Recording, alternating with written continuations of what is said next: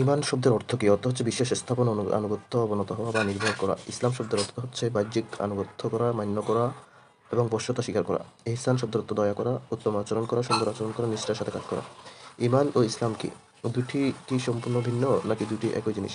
ঈমান হলো আল্লাহ ও তার রাসূল সাল্লাল্লাহু আলাইহি ওয়াসাল্লাম যা কিছু আদেশ করেছেন সেগুলোর উপর দৃঢ় বিশ্বাস স্থাপন করা। আর ইসলাম হলো আল্লাহ এবং তার রাসূল সাল্লাল্লাহু আলাইহি ওয়াসাল্লাম যা কিছু আদেশ করেছেন সেই অনুযায়ী আমল করা। জাকাত শব্দের অর্থ হচ্ছে বৃদ্ধি পাওয়া, পবিত্র অর্জন করা, প্রশংসা করা।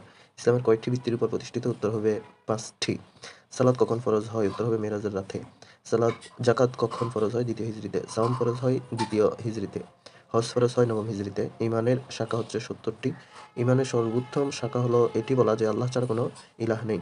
ঈমানের সর্বনিম্ন শাখা হচ্ছে রাস্তা থেকে কষ্টদায়ক বস্তু সরানো। ঈমানের বিশেষ শাখা কোনটি? লজ্জাশীলতা বা দাওয়ান শব্দের অর্থ হচ্ছে টুকরো বা শাখা।